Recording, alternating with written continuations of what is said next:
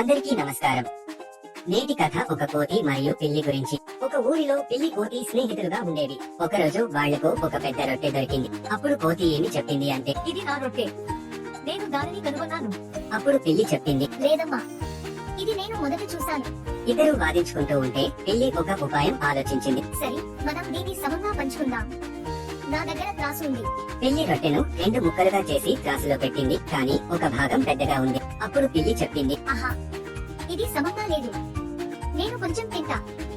ఇప్పుడు మరో భాగం పెద్దగా ఉంది. దాన్ని కొంచెం తినేసింది. ఇలా తింటూనే చివరికి మొత్తం రొట్టె తినేసింది. అప్పుడు కోతి భావించింది, అయ్యో, పిల్లి మోసం చేసిందే. కోతి తాను మోసపోయినట్టు అర్థం చేసుకుంది. కానీ అప్పటికే చాలా ఆలస్యమైంది.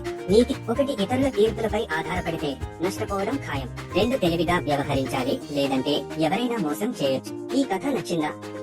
మరిన్ని అద్భుతమైన కథల కోసం అనిల్స్ టు నెవర్స్ ఛానల్ ని సబ్స్క్రైబ్ చేయండి.